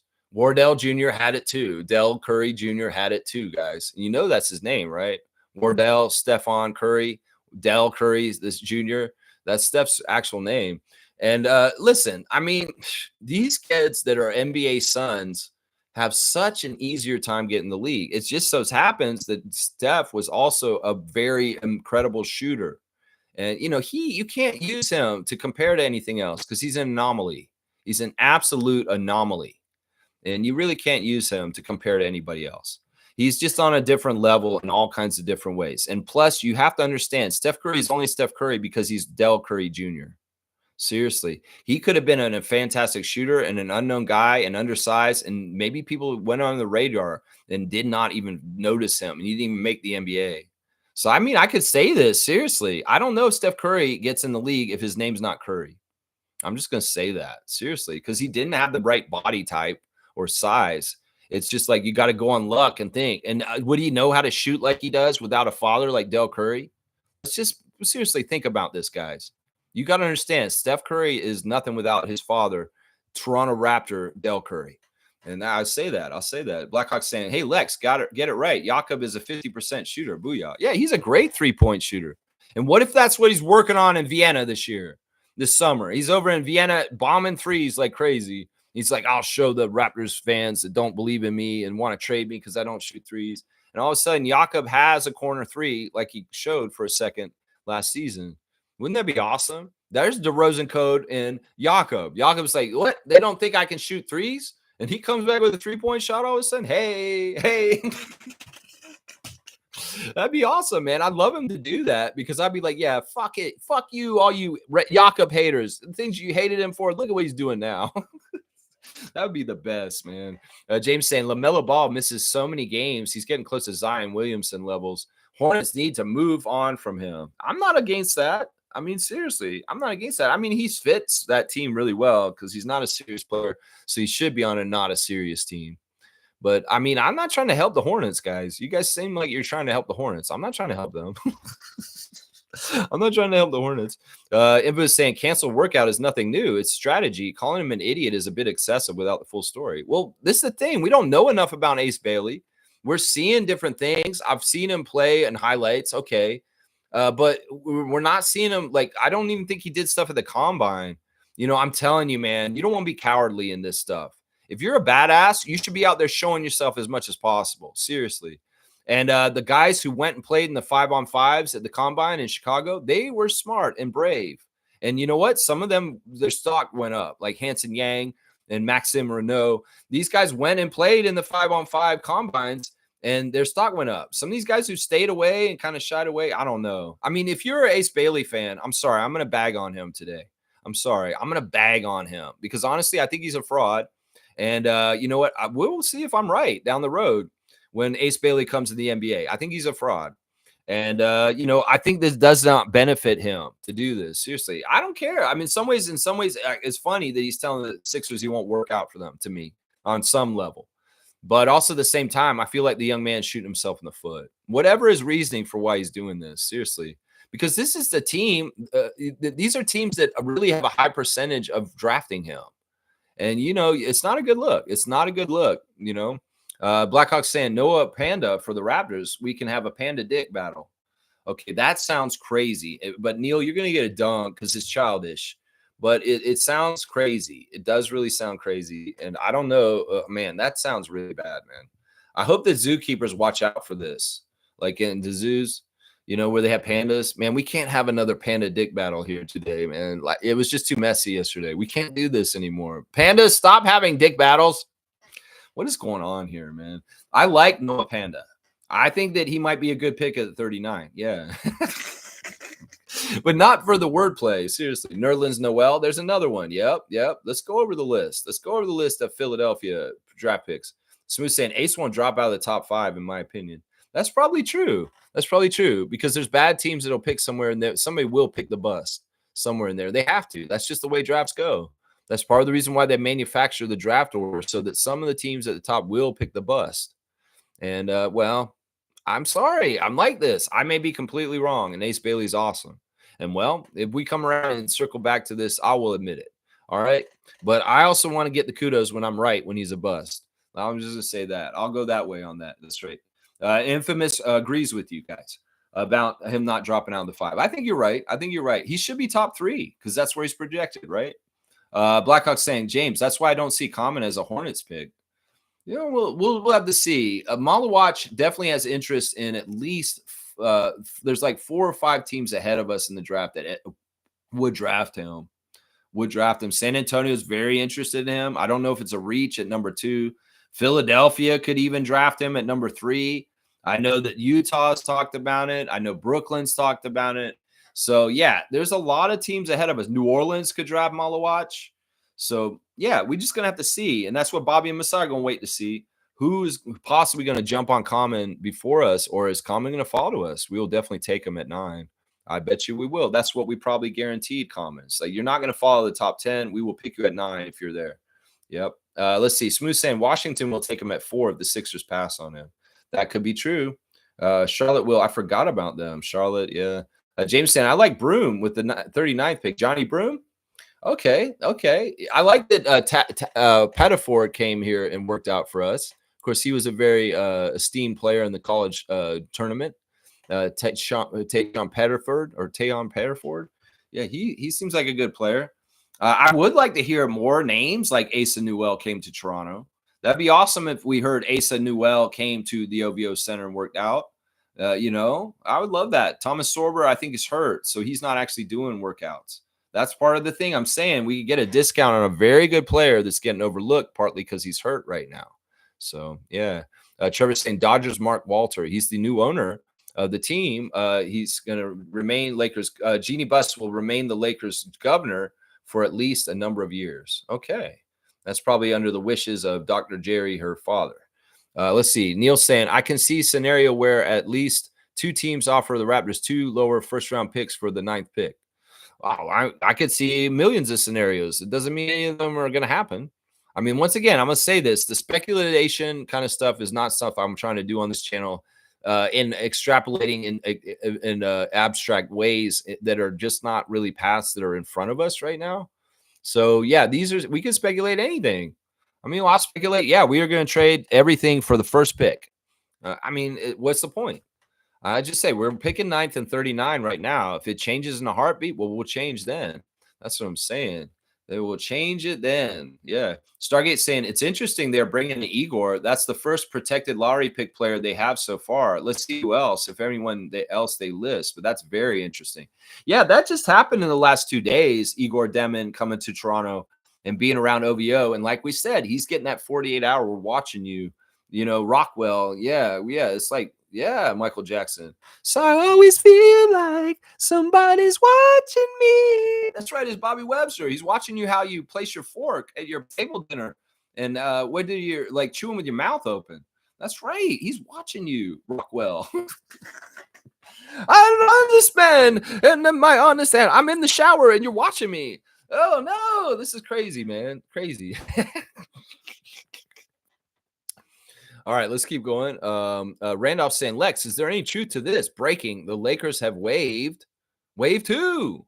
The Lakers have been sold, is what it is. The Lakers have been bought and sold. That's what's happened. They sold the team to the guy who owns the Dodgers, Mark Walters. That's right. That's right. James is saying Atlanta has 13 and 22nd pick for the 9th pick is possible on draft night. Well, I don't like this. There's an interview that Stargate, I think, posted in the Discord server with Jeff Weltman of Orlando. And this is the way he looks at the draft right now. He says that the top 1 through 9 are the best 9 players in the league in this draft. And after 9, after our pick, it falls right off. So there may very well be a top tier for this draft that's the top 9. And we need to pick one of those top 9 to stay in the value of the lottery. And that may actually make it so we do pick best available at that time, because it may not be that that 9th best player is in that tier. But that's the Orlando GM saying that the way he looks at this draft, former Raptor employee, is that the draft is 1 through 9 top heavy. And after 9, it gets a little shady after that. So who knows? We're at least in that 9, but we're the last one picking that. And it may be that we're taking the last top tier, top 9 player in that situation. And maybe it is Igor Demon that he's here. And that's why he was in Toronto. Maybe. That's right. Smooth saying Steve Francis looks scary, man. He was amazing. He was honestly amazing out in Maryland. It's really dumb what he did when he said he would not play for the Vancouver Grizzlies. He really, I'm telling you, if hindsight's 2020, I'm looking at this in a way where he could have really made his mark in a distinguished way more than what he did by really taking the tougher road of going through Vancouver Grizzlies. He really dropped the ball on that. He showed that he's lazy. He showed that he didn't like a strong challenge. That's one thing that people may not want to come to Toronto because it is the harder road to win in Toronto. That's just the damn truth. We're the Canadian team. In some ways, we're not getting a lot of benefits like other teams are. And players know this from within the machine. So it does take a special breed, a person with a chip on their shoulder, like a Fred VanVleet, like a Pascal Siakam, like, a Kawhi Leonard for a season because he's mad at San Antonio. To really want to come to Toronto and go above and beyond, because the speed bumps and the obstacles to get to Larry O'Brien in Toronto are more than on other teams. And a lot of players, if they're lazy, they're like, I want an easy route to championships. I want to go beyond LeBron's team. We don't want those kind of players because they won't help us in this environment of what we have to do what we have to do. So, that's maybe the biggest reason why people don't want to play for Toronto silently. They won't say they'll say it's customs, they'll say it's taxes, they'll say it's the cold weather. But no, in some ways, some of the players, they won't outright say it. I don't want to play for Toronto because I know Toronto has a harder time to get to the championship than anywhere else. I want an easier chance to get the championship. That's it right there. So that's part of it. And Steve Francis didn't want the harder route. Well, the harder route has more rewards in the end if you're successful. Let's just put it that way. And that's true in anything in this world. That's right. James is saying that way we may be able to get a backup point guard and backup center. Well, diversify and get more picks. I mean, once again, guys, you guys are speculating. There's nothing concrete. I can't cover this. There's too many permutations and too many different things that could happen. Too many of those. Yeah. Carloy saying Sergeant Wayne salute. Yeah. Sergeant Wayne Strainer, the Sergeant at Arms. I would like him to help me out with that. That's right. Wayne the Belt Strainer. Wayne the Belt Strainer. That's too much at dinner, Kareem. And we're going to give you a dunk for that. That made me Wayne the Belt Strainer. That's crazy, man. That's crazy. I mean, you got to do that Al Bundy sometimes. If you eat the rib steak, a 20 ounce, you got to a couple buttons at the top there on your pants, Wayne's Belt Strainer. I get it, man. Blackhawks saying Atlanta Thunder could trade up. Okay. You guys are talking about all kinds of speculation, and that's it. No, we don't do this. Let's see. Stargate's got the helmet for Wayne. I like that. Kareem Thomas is saying this. RJ Barrett. Hang on. RJ Barrett. Hang on. Where is it? RJ Barrett is the most talented Canadian to ever wear a Raptors jersey. If you're throwing his name in trade talks, you don't understand his value to Canada basketball. This was actually a tell with Bobby in the interview with Hello and Welcome about RJ. This is really awesome what he said, too. And I love this. And you know what he said? He basically said, we're always going to have a player like RJ on our team because they've understood now in the recent years of having more Toronto players on Toronto, the value is priceless. And it's made it sound like RJ is not somebody he's shopping around. I mean, if you really listen to that interview, when he talks about RJ Barrett, he's not talking about wanting to trade him or him not fitting or anything like that. He's talking about how valuable for the Canadian ambassador kind of stuff, for the growth of the sport in the future. You know, you have a guy like RJ on the team from area to come up and be more and more. And so having RJ on our team, it means exponential growth for Canadian pipeline later. And Bobby let it out of the bag. He said, having people like RJ and Chris on our team is very valuable, and we want players like this on our team. Having Canadians on our team is very special and important. I love that. I know some of y'all have said, well, we because they're Canadian and put them on our team. Well, what if we get Canadians that are very good and we put them on our team, just like what Kareem said, the best Canadian Raptor ever, RJ Barrett. That's why we need to value him. And Bobby does, obviously. Thank God.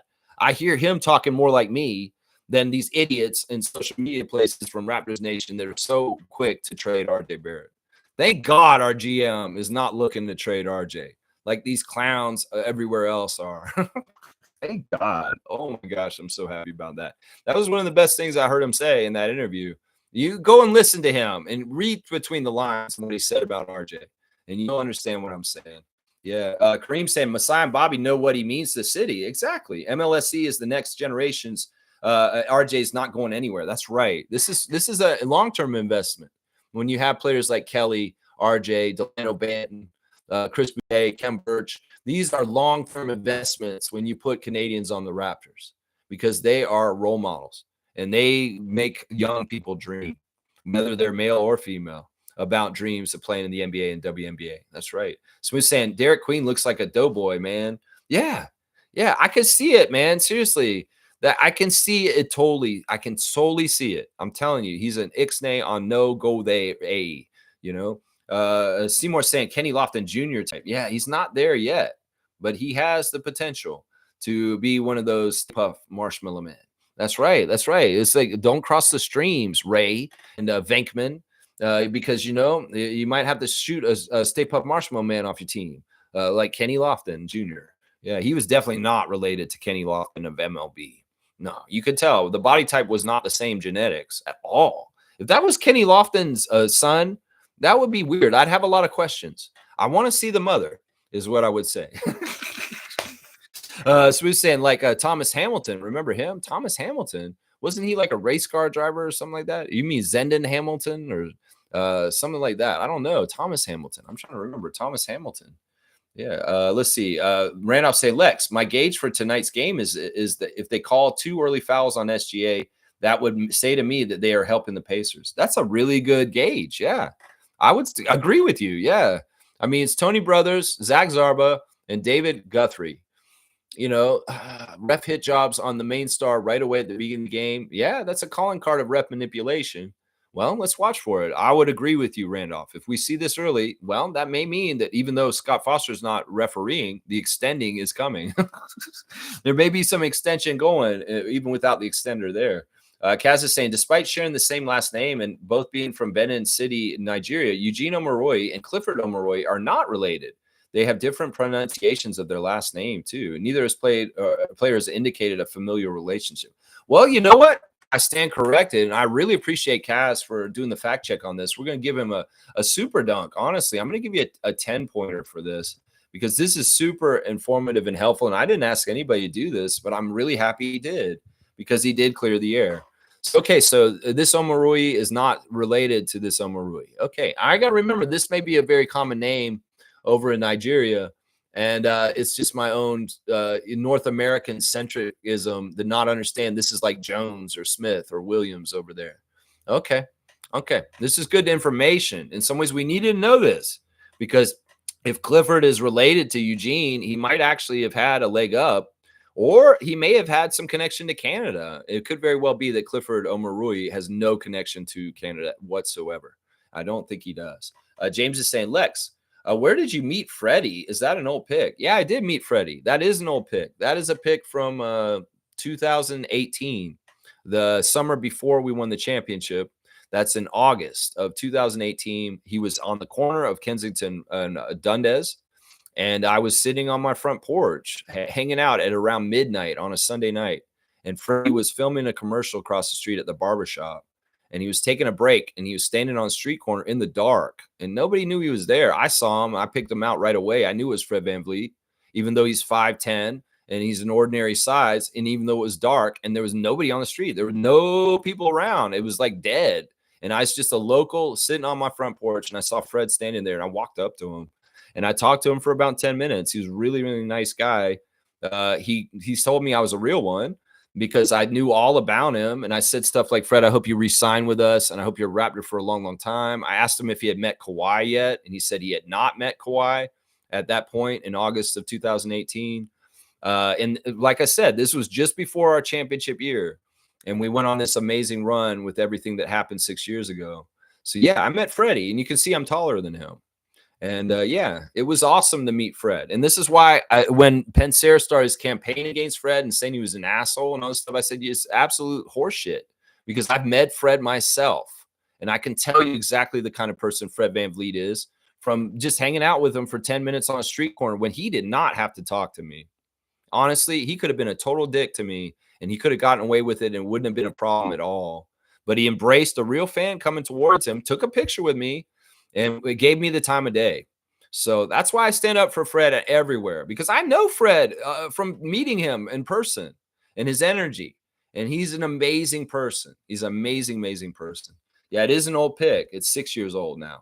Well, it's 6.5 yeyears old. It'll be 7 years old in August. Yeah. Let's see. Kareem saying crazy. Zach Edey and Shadur Sanders caught speeding citation the same day, the same speed, but 2 different cities.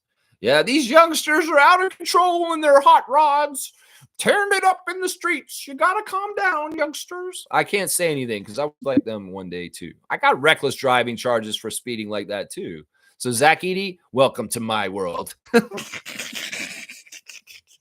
Let's just say I was a little bit of speeding, man. You know, that's one thing people don't know about me is I'm an ace driver.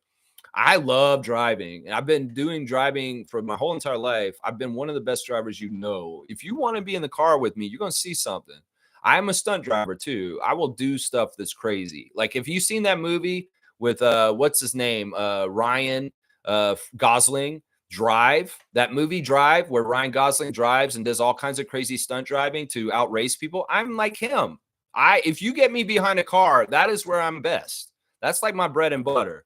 It's like if Kawhi Leonard's on a court, well, Lex is behind the wheel of a car, and I am a professional driver, and I consider myself a stunt driver. I can do crazy shit, like do crazy spins and turns and 360s and evade people. In fact, I've evaded the police and gotten away from them successfully with them all chasing me before. So this is one aspect about me that y'all probably didn't know. But yeah, I've been in trouble for doing different street racing down in Florida when I was younger. So I know this world, Zach Edey, and you don't want to go down it. But thank God you didn't have no alcohol with you. That's for sure. I'll say that right now. That's right. That's right. Blackhawk's saying, Zach, I tried that. Wait, hang on. Zach, I tried that excuse. I got a warning because I used my Canadian driver's license in the Queen's English. All right, Blackhawk, you can get a duck for that. That's hilarious, man. That's hilarious. But yeah, I love driving, man. And you know what? If you're riding in the car with me, feel very safe, even though I have all those kind of attributes. I call myself an aggressive defensive driver. I don't race people anymore, but I can make people look stupid still without even racing them. So I get saying Jazz is picking up Khan for sure. Khan Knipple is actually a really good pickup for them. So you think the Jazz will draft him? That's probably a good pick. That's probably a good pick for them. Let's see. Blackhawks saying 4th is Hornets. Okay, Wizards are 6th. Okay. I just don't. I should pay more attention to the Hornets and understand them better, I guess.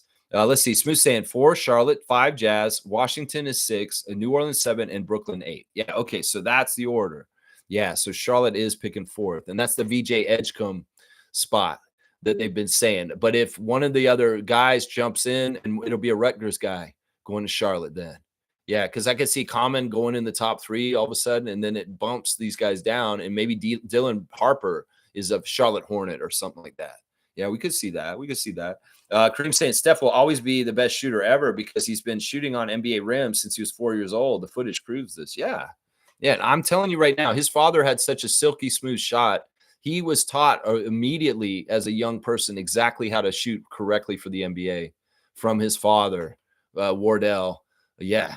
Yeah. And I mean, seriously, we cannot understate just how much being the son of an NBA player, it helps you because you're not learning bad shit any kind of way. And they're teaching you everything about NBA life, not just the skills on the court, but the skills of how to be a professional and carry yourself correctly so that you can get in the NBA correctly.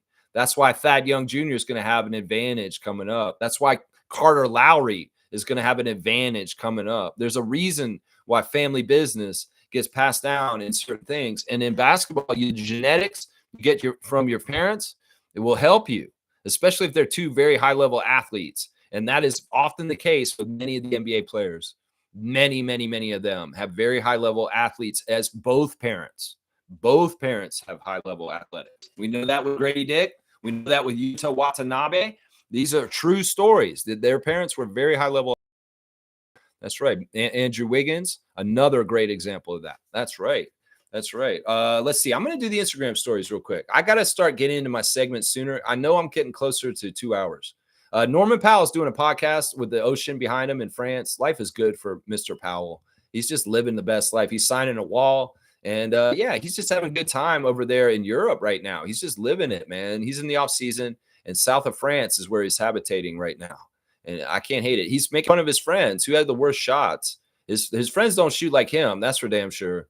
They ain't got no shot like him. He shoots it silky smooth. These other guys are breaking and totally missing the rim in some ways. So you guys go and decide which one of Norman Powell's 3 friends have the worst shot. Seriously, they're got the flame out and they're torching the I guess that's like French toast.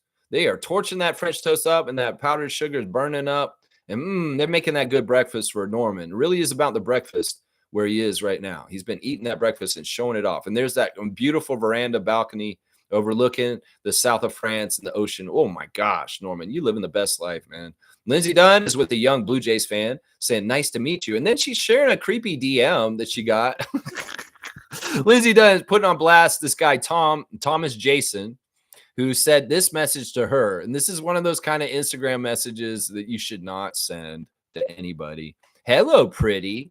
I'm looking for an honest, pretty lady heart to spoil $5,000 every week and also help broke college students and single moms. Are you willing to? Wow, creepy as hell. Slid into Lindsey Dunn's DMs, and she's putting him on blast, humiliating him. This is what she said to him. Tom, are we talking U.S. dollars or Canadian dollars? She's thinking about it. This is hilarious. What's going on here? Kelly Olynyk is posting foods I cannot describe or name. And that's how I know he should be on the Food Network. That looks like some sort of egg with a yolk in the middle of it, but it's like got seeds, sesame seeds, and cabbage or something underneath it. I have no idea what the hell that is, Kelly Olynyk. But I do know you're in Seoul, Korea. That is where you are right now. And the cuisine is top notch. And man, Kelly, stop this, man. Just go work for Food Network Canada already. All right.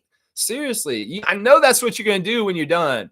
Seriously, Kelly Olynyk is going to be on the Food Network Canada somehow, some way. I know this. I can just predict the future. There's some lady holding up a squid and it's still alive. Kelly, you going to eat that live? Put it down your throat? Man, his plate is squirming around like crazy. It's all the tentacles of the squid cut off. Oh, man, that's gross, Kelly. You going to eat that all squishy? That thing's going to be moving around in your stomach. You're going to feel it. That's gross, man. Kelly Olynyk, you're going too far. Teresa Resch, Toronto Tempo president, is at a female-owned basketball-themed art gallery. You can check it out through October, and it is at the local collective. And, man, some of the art pieces are really beautiful, man. It's like really beautiful art that has to do with basketball and women. And they're really, really good, man. Holy crap. Fine art, not fan art. That is for damn sure. You got that right. There's a flaming basketball hoop. It looks so awesome. What an amazing art piece. Such cool shit at the local collective. Y'all check it out till October and go down there and check it out. There's a really cool basketball that's been like beaded with different beads. And man, this is a really cool exhibit. Let's see what else we got. DeMar DeRozan's got this podcast on blast. What is this podcast? What is this podcast? The Underground Lounge.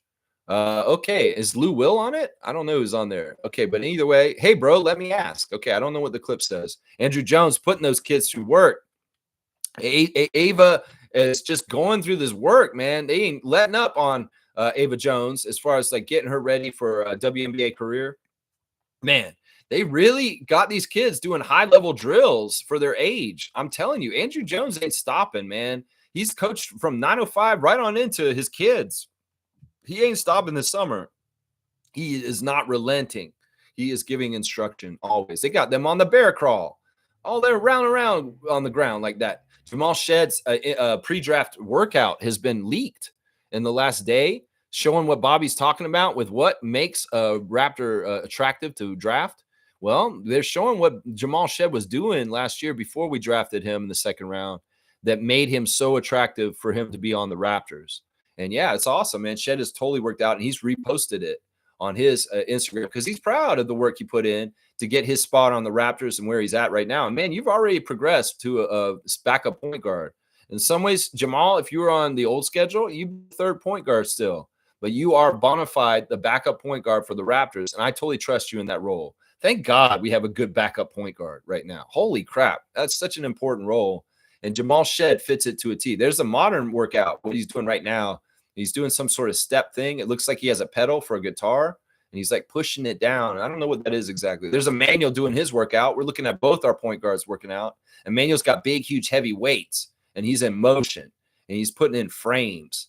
Yeah, you go, Emmanuel, quickly. You know, guess where Emmanuel is? He's down in Hollywood, Florida now with Remy at the workout center where we see Gary Trent Jr. frequenting there. So, yeah, he's down in Hollywood now. Playing pickup ball at Remy's workout place in the offseason, getting his offseason drills in. So you go, Emmanuel, quickly. I know you like to go to that Hollywood gym down there. So he's been working out hard. We're seeing it all over the place. Also, Emmanuel's put on blast. Register today for my hometown camps at my alma mater, John Carroll School in Bel Air, Maryland. Limited spots available for Emmanuel Quickly basketball camp in Bel Air, Maryland. Y'all get out there and get there if you want it. Jonathan Mobo is putting on blast Jamal Shedd for his great pre-draft workout video. He liked it. And Ulrich Shamshay posting his highlight reel from 905 this past year. Let's go, Ulrich. And it's like a nice alley-oop dunk that he has there. Raptors have some sort of advertisement with Coors. I'm going to skip it. I don't care. You chill or spill bullshit. But yeah, Grady Dick is saying it's 1 week till the draft, and they've got 8 of the Raptors draft picks from the past. They got Jacoby from last year. They got Grady from 2 years ago. They got Scotty from his draft. They got Jakob. They got Terrence Ross, Tracy McGrady, Chris Bosh, and Andrea Bargnani all in there. And these are all lottery picks for the Raptors, except for Jacoby. Jacoby's not technically a lottery pick because he's a little later in the first round. But all these other guys were pretty high picks in the draft in their draft classes, especially Bargnani at number 1. Slim Duck is getting really, really into Christianity and his faith because there's a lot of uncertainty going on in his life right now. And what he's saying is, when I say I'm alone, God says he is always with me. Have I not commanded you be strong and courageous? Do not be frightened and do not be dismayed, for the Lord is your God is with you wherever you go. Joshua 1:9. So yeah, he's finding faith in the uncertainty of his free agency summer. And that's the best way to be. Whatever is going to happen, God's got your back, Chris. Whatever is going to happen. And the Raptors fans will love you either way. You know that. My destiny is in no man's hands, but God's. Against all odds, I arise. This is what Chris is saying this morning. He's also got, if a man expresses anger, he's toxic. If a man expresses fear, he's a coward. And that's some sort of thing. I don't know. The reason why some men go quiet, they seen too much, felt too much. And yeah, I don't know. There's some different clips that are inspirational here. He's got Sandra Oh talking, you don't grow when you're comfortable. Love Island explained for the bros. Okay. I don't know what that's about. Love Island explained for the bros. There's the camp. He had the Slim Duck camp last weekend. And there's all the campers. I love that he put them on blast. He's also saying, uneasy lies the head that wears the crown. That's a quote by William Shakespeare. So uneasy lies the head that wears the crown. I like that. I like that.